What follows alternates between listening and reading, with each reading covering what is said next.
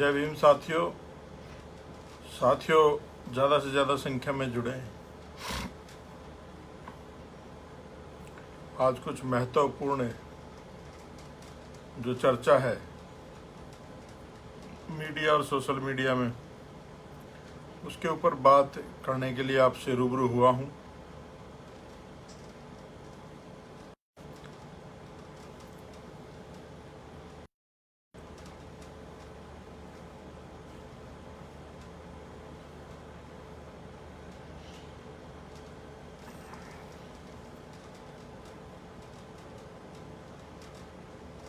बहुत सारे लोग जुड़ रहे हैं साथियों, साथ के साथ इसको शेयर भी करते रहें।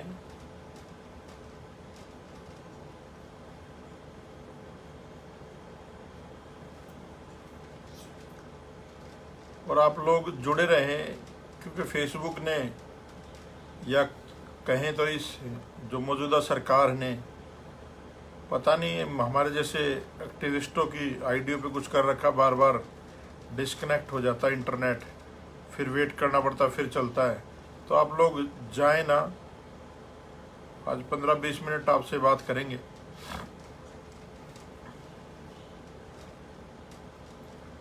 काफ़ी सारे साथी हैं, कुछ हमारी छोटी बहनें सुनैना चंदेलिया जी भी जुड़ चुकी हैं,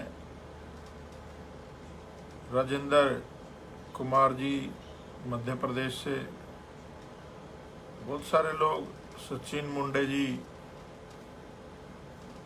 मुकेश कुमार जी, बहुत सारे लोग अभी जुड़ रहे हैं, चंद्र प्रकाश जी। साथ के साथ शेयर भी करते रहे साथियों, ताकि ये बात बहुजन समाज के हर व्यक्ति तक पहुंच सके।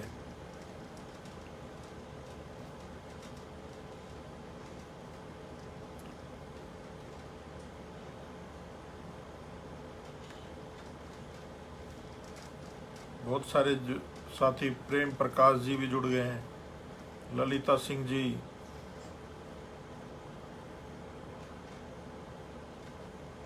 जय भीम सबको, जय भीम। आंसू भाई जुड़ चुके हैं,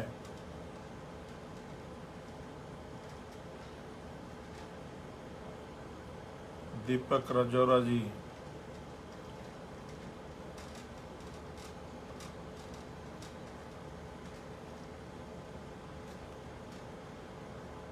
लखन सिंह बौद्ध जी हमारे उज्जवल भविष्य की कामनाएं दे रहे हैं, धन्यवाद साहब। सुनील भारतीय, सुनील भाई कुरुक्षेत्र से, वो भी जुड़ चुके हैं। मान्यवर साहब काशीराम ब्रिगेड, जो आज माननीय बड़े भाई अशोक डाबड़ा जी की वजह से काफ़ी सक्रिय है सामाजिक गतिविधियों में, अशोक डाबड़ा जी भी जुड़ चुके हैं, जय भीम अशोक डाबड़ा जी। विनोद गौतम जी,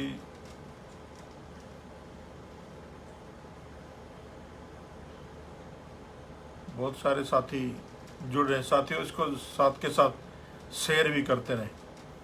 चलो अपनी बात शुरू करता हूं साथियों, बहुत समय से देश के तमाम न्यूज़ चैनलों में एक एक्टर सुसाइड या मर्डर जो भी उसका होता है, उसकी मृत्यु होती है, तो लगातार मीडिया हर रोज उसी पर चर्चा करता है। और जो उसमें एक्यूज्ड हैं, सारा फोकस उस मुकदमे पर सीबीआई ने किया साथियों, जितनी शिद्दत से इस मामले में काम हुआ, अगर उतनी शिद्दत से पुलवामा हमले की भी अगर जांच हो जाए तो उन माओं को भी इंसाफ मिल जाएगा जिनके बेटे एक साजिश के तहत शहीद कर दिए गए। साथियों, उतनी ही शिद्दत से अगर चीन के ऊपर भी कार्रवाई की जाए तो भारत के लोगों को पता चल जाएगा कि बात तो साहब मैप की हुई थी, ये ऐप बंद करने में लग गए, कभी पबजी बंद करते हैं, कभी टिकटॉक बंद करते हैं। नाकाबिल लोग सरकार में हैं बच्चों जैसी हरकतें कर रहे हैं। और साथियों, आपको मैं थोड़ा सा बैकग्राउंड में लेके जाना चाहता हूँ। थोड़े समय पीछे जब हरियाणा में हुड्डा की सरकार थी, उस समय गोहाना में वाल्मीकि जाति के लोगों के घरों को जलाया गया। इस देश में किसी भी सामाजिक संगठन को, जो तथाकथित सवर्ण जाति के संगठन है या ये जो मीडिया है, उनकी आज तक किसी भी तरह की जांच नहीं हुई साथी। और बहुत सारे कांड हुए हरियाणा की सरकार में, जब हुड्डा की सरकार थी कांग्रेस की। बगाड़ा कांड हुआ, मिर्चपुर कांड हुआ। उन लोगों का कभी भी देश की आवाज नहीं बनाया गया साथी। और साथियों, ज्यादा पुरानी बात नहीं है, अभी दिल्ली में वाल्मीकि जाति के घरों को पहले द्वारका मोड़ पर तोड़ा गया, उन लोगों को बेघर कर दिया गया। हजारों परिवार के लोग वहां पर सड़क पे उन्होंने अपना जीवन काटना पड़ा। उनका घर का सामान भी सब कुछ मलबे में दबा दिया गया साथी। दूसरी घटना अभी थोड़े दिन पहले की है, जब लक्ष्मी नगर में जगतपुरी एक जगह है, वहां पर वाल्मीकि जाति के लोगों के घरों को तोड़ दिया जाता है। और तोड़ता कौन है? दिल्ली में बनिए की सरकार है और एमसीडी में भाजपा भी बनियों की ही पार्टी है, एक तरह से उनकी सरकार है। दोनों की मिली भगत से वो घर तोड़ दिए गए साथियों। और साथियों, आज बॉम्बे में एक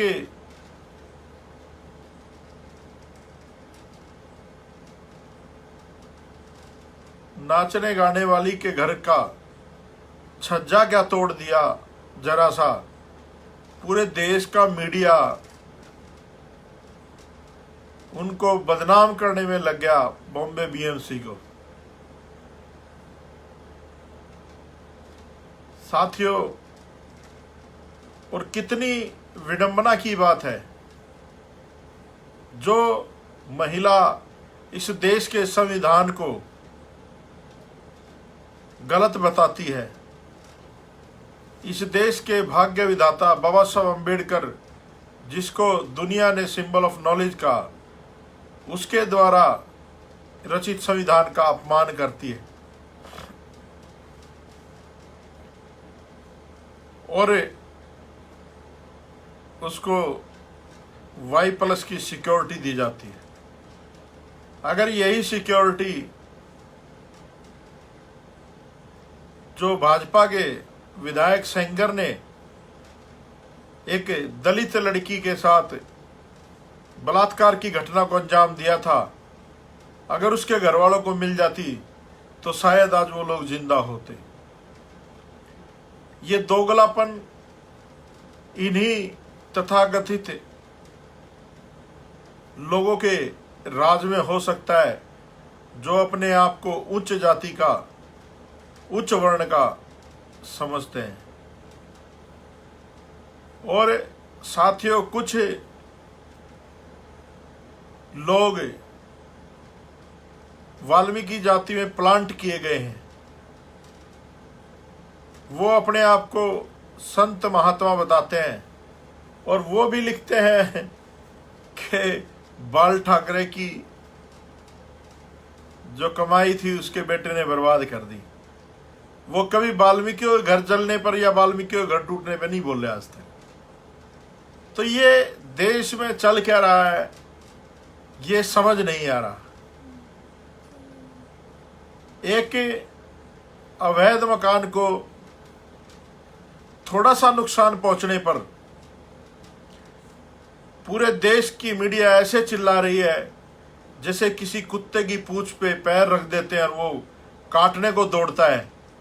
ऐसा लगता है कि मीडिया की पूंछ पे पैर रख दिया हो बीएमसी ने। मैं इन्हीं चतुर किस्म के लोगों से पूछना चाहता हूं, जब इस देश में अगर स्टार की बात की जाए, जब दिव्या भारती को मारा गया षड्यंत्र के तहत, तब इन लोगों ने आवाज नहीं उठाई। क्यों? क्योंकि वह चमार जाति से थी, शूद्र वर्ण से थी। इसलिए इस देश में न्याय भी जाति के अनुसार मिलता है साथियों। दूसरी सबसे बड़ी घटना मैं कहूंगा, रोहित वेमुला, वो मौत भी इन मनुवादियों को नहीं दिखी। वो भी एक सुयोजित तरीके से एकेडमिकली मर्डर था, वो सुसाइड नहीं था। उसमें कोई सीबीआई जांच नहीं साथियों। और कुछ मनुवादी बोल रहे हैं कि बोलने की अभिव्यक्ति है। अरे, जब कपिल खान जैसे लोग ईमानदारी से लोगों की सेवा करते हैं तो उनको जेल में भेजा जाता है। और साथियों, इस देश की जो न्याय व्यवस्था है उसका दोहरा चरित्र अगर आपको देखना है तो जस्टिस कर्णन और प्रशांत भूषण के मामले में आप लोग देख सकते हो। एक दलित जुडिशियल मजिस्ट्रेट को 6 महीने की सजा कोड ऑफ कंडक्ट का उल्लंघन करने पर, और एक ब्राह्मण एडवोकेट को 1 रुपये का जुर्माना। तो आप समझ सकते हो कि इस देश में किस तरह की मानसिकता के लोग आज इस लोकतंत्र के चारों पिलरों को पकड़ के खड़े हैं और अपनी मनमानी करने पर उतारू हैं साथियों।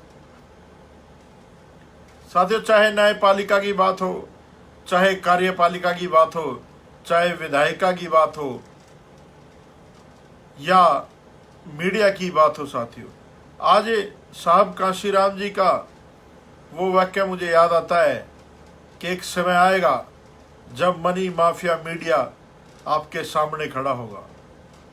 साथियों, आज वो समय आ गया। आज इन जो दमनकारी लोग हैं, जो आज सत्ता में हैं, वो लोग मनी माफिया मीडिया का खूब इस्तेमाल कर रहे हैं। और जो लोग ये कहते हैं कि आर्यंस इसी देश के हैं, मैं बताना चाहता हूँ कि मैं हिटलर की एक किताब पढ़ रहा था।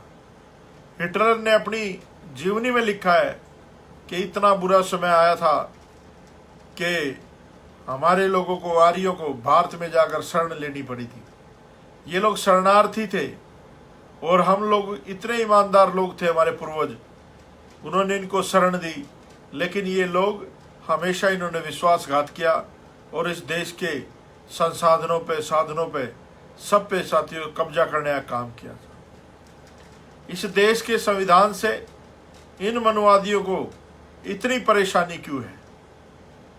इस देश में जो कानून है वो सबके लिए बराबर है।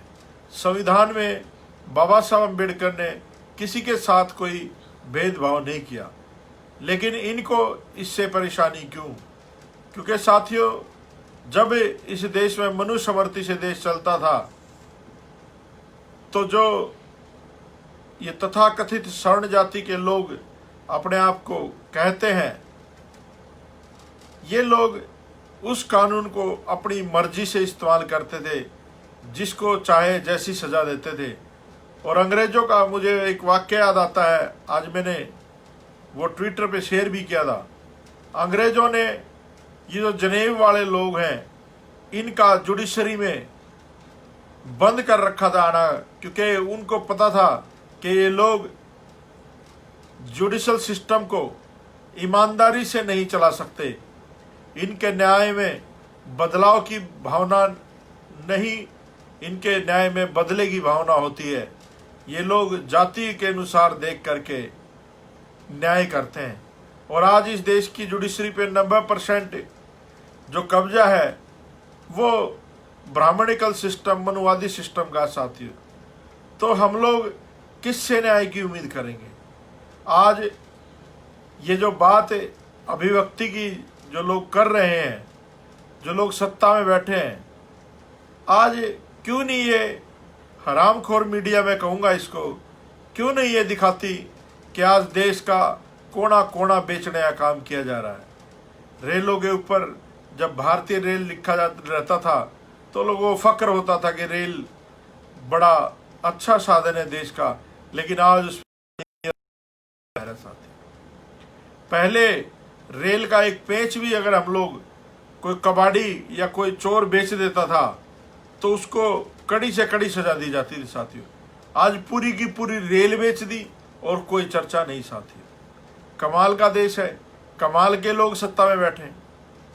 आज बेरोजगारी पे कोई चर्चा करके राजी नहीं है, आज कोरोना पे कोई चर्चा राजी करके नहीं है, आज देश की जीडीपी पे कोई चर्चा करके राजी नहीं है साथियों। बाबा साहब अम्बेडकर ने एक बात कही थी, किसी विद्वान ने पूछा कि जो भारत की अर्थव्यवस्था है बाबा साहब ये बैठ तो नहीं जाएगी?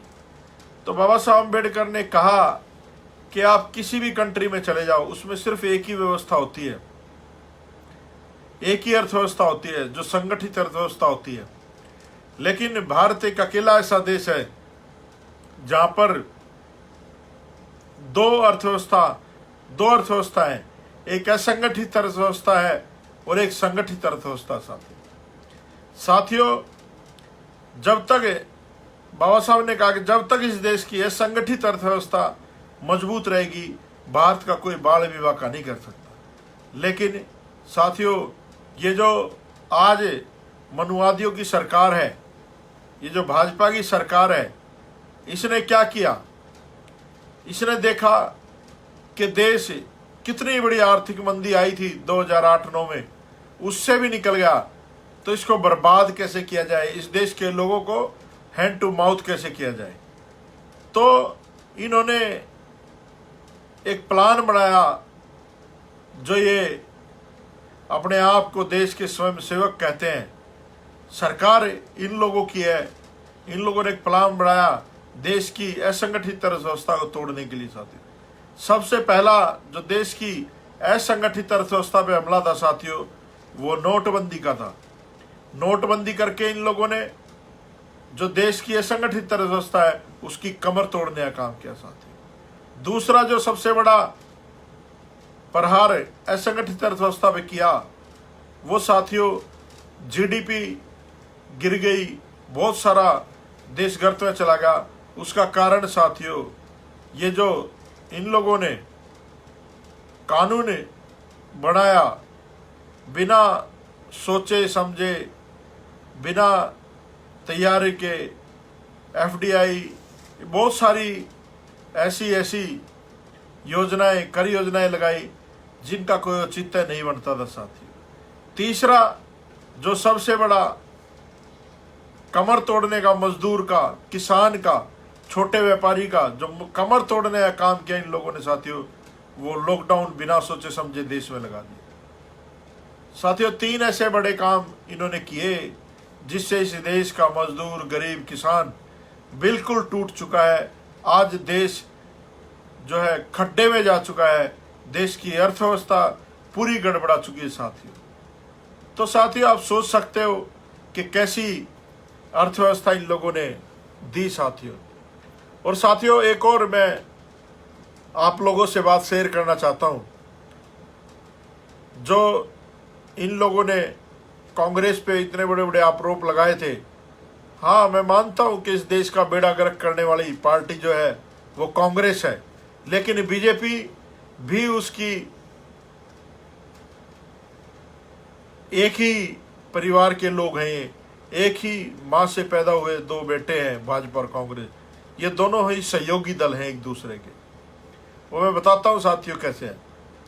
साथियों 2013 में एक व्यक्ति आता है और वो देश के लोगों से कहता है कि 1,76,000 करोड़ का घोटाला हुआ है। साथियों एक दूसरा आदमी आता है और रामलीला मैदान में एक गांधी जैसी टोपी पहन करके बैठता है और इस घोटाले को देश के लोगों तक ले जाने का काम करता है साथियों। एक तीसरी मोहतरमा आती है वो भी वहाँ पर स्टेज साझा करती है साथियों। फिर एक चौथा आदमी आता है साथियों, वो भी इस आंदोलन में जुड़ता है और खूब रोज की रोज पानी पी पी करके कांग्रेस को कोसता है साथियों। फिर एक पांचवा व्यक्ति आता है, वो भी इस भ्रष्टाचार को जनता तक पहुंचाने के लिए रामलीला मैदान में आता है और आंदोलन करता है, और रात को सलवार और सूट पहन करके भागता है रात को 2 बजे। आप समझ गए होंगे मैं किन की बात कर रहा हूँ। एक छठा व्यक्ति आता है, वो इस भ्रष्टाचार को सुप्रीम कोर्ट तक लेके जाता है साथियों। फिर एक 7वां व्यक्ति आता है साथियों, वो इन 6 के 6 लोगों की मेहनत को कंपाइल करता है और देश के लोगों के बीच में जाता है और इस भ्रष्टाचार के खिलाफ वोट मांगता है। तो साथियों, उस बात को 7 साल हो गए और 7 साल के बाद उस घोटाले का फैसला आता है साथियों, और जितने भी उसमें आरोपी थे, उस समय के प्रधानमंत्री भी उसमें आरोपी थे, उन सब लोगों को बरी कर दिया जाता है साथियों। तो ये था क्या? बरी तो उनको करना ही था। इस देश में जेल में तो लालू जैसे लोग, ओम प्रकाश चौटाला जैसे लोग, जो बहुजन समाज के लोग हैं, वही जाएंगे, और जो ये स्वर्ण जाति के लोग हैं, जो मनवादी लोग हैं, ये जेल नहीं जाएंगे, कितना बड़ा भी घोटाला कर ले साथियों। तो साथियों, ये जो 7वां आदमी था जिसने इस भ्रष्टाचार के खिलाफ वोट मांगी, मैं बताता हूं अब आपको। जब ये सारे लोग बरी हो गए तो अब किसको क्या मिला ये देखो। जो सबसे पहला व्यक्ति था जिसने कहा था 1,76,000 करोड़ का घोटाला हुआ है जी, उसको सभी बैंकों का डायरेक्टर बना दिया जाता उस बोर्ड का, और खूब मलाई चाटता साथियों। दूसरा आदमी जो अन्ना हजारे रामलीला मैदान में इस भ्रष्टाचार को लोगों के सामने लाया था और लोगों को बताया था, प्लस सुरक्षा और जीने के सभी साधन मुहैया करवा दिए जाते हैं साथियों। तीसरी मोहतरमा पांडिचेरी की राज्यपाल बना दी जाती साथियों। चौथा आदमी लालाजी दिल्ली का मुख्यमंत्री बन जाता साथियों। 5वां आदमी इस देश का बहुत बड़ा व्यापारी बन जाता साथियों। 6ठा आदमी सांसद बन जाता सुब्रमण्यम स्वामी साथियों। और जो 7वां आदमी था साथियों, उसके हिस्से में आती है प्रधानमंत्री की कुर्सी। और उसके बाद क्या हुआ, 7 साल में इस देश को वहां पर ले जाकर के खड़ा कर दिया जहां से ये देश शुरू हुआ था। मुझे नहीं लगता कि ये देश 10-20 साल में उठ पाएगा साथियों। इस देश को बर्बाद करने का श्रेय अगर किसी को जाता है, आज की मौजूदा सरकार को जाता है। तो ये जो पूरी स्क्रिप्ट थी, ये मैंने आप लोगों को बताई, पूरी चाल, पूरी इनकी जो भी साजिश थी वो आप लोगों को बताई साथियों। तो साथियों, जो भी बहुजन समाज के लोग हैं, आप इनकी चालों को समझें। ये लोग आज भी इस सोशल मीडिया पर या फिर टेलीविजन पर ये नाचने गाने वालों का ड्रामा दिखा करके बिहार के चुनाव में चुपचाप जीतना चाहते हैं। और जो भी लोग बिहार के मुझसे जुड़े हुए हैं, मैं आप लोगों से निवेदन करता हूं, कसम खा लो, किसी भी ब्राह्मण बनिए ठाकुर की मनवादियों की पार्टी को वोट नहीं करोगे। अगर कोई बहुजन समाज की पार्टी भी इनसे गठबंधन करती है तो भी उसे वोट नहीं करोगे। और एक और आप लोगों से अपील करना चाहता हूं कि जीवन में अगर किसी ने भी जय भीम कहा है और बाबा साहब अम्बेडकर को मानते हो, तो इस पाखंडवाद से बाहर निकलो। इन पाखंडियों को दिखा दो कि हम बाबा साहब अम्बेडकर की औलाद हैं। और आप लोग बड़े ही सुलझे हुए सूझवान लोग हैं। वाल्मीकि जाति के लोगों से मैं स्पेशली कहता हूं कि दिल्ली में बहुत ज़्यादा संख्या में आप लोग हैं। दूसरी बड़ी संख्या चमार जाति की है, तीसरी बड़ी संख्या मुसलमानों की है। अगर आप लोग इकट्ठे हो जाओ तो हमें किसी भी लाले बनिए की इनकी दुकान की जरूरत नहीं है। आप अपनी सरकार बना सकते हो, अपने लोगों को सत्ता में ला सकते हो और अपने लिए अपने आप फैसले कर सकते हो। और वाल्मीकियों को मैं सबसे ज़्यादा एक बात आज समझाना चाहता हूँ। बहुत सारे लोग मेरे बारे में भ्रांतियाँ फैलाते हैं कि संदीप भाई ये नहीं करते, वो नहीं करते, ये कहते हैं, वो कहते हैं। मैं आज आप लोगों के सामने अपना एजेंडा स्पष्ट करना चाहता हूँ कि मैं चाहता क्या हूँ।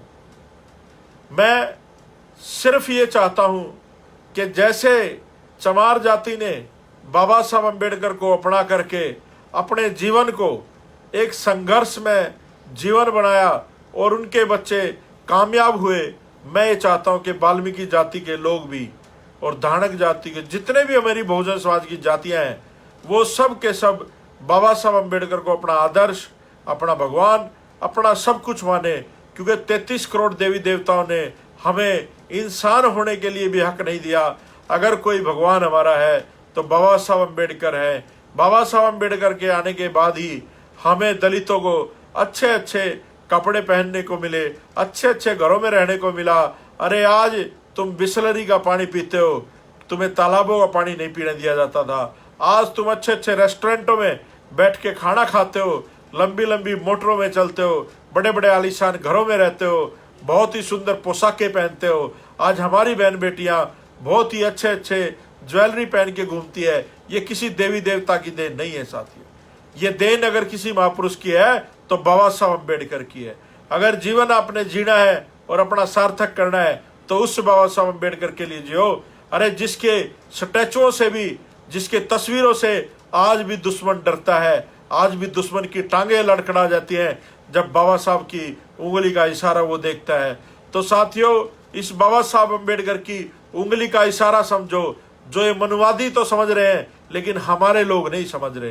कुछ हमारे लोगों को छोड़ दिया गया वाल्मीकि जाति में कि इनको धर्म में उलझाए रखो, इनको बाबा साहब अम्बेडकर की जो है फिलोसफी में मत जाने दो, इनको बाबा साहब की विचारधारा में मत जाने दो। अगर ये भी जो जातियां बहुजन की जातियां हैं, वाल्मीकि, धानक, खटीक, तेली, तमोली, पासी, नाई, धोबी, ये अगर चमारों की तरह अगर ये अम्बेडकरवादी हो गए तो इस देश का राज, इस देश की शासन पर आज बहुजन समाज का कब्जा होता। साथियों, मैं उम्मीद करता हूं कि वाल्मीकि जाति के लोग मेरी बात को समझेंगे और अपने हर घर में बाबा साहब अम्बेडकर के विचारों को फैलाने का काम करेंगे। साथियों, जय भीम, जय भारत, नमो बुद्धाय।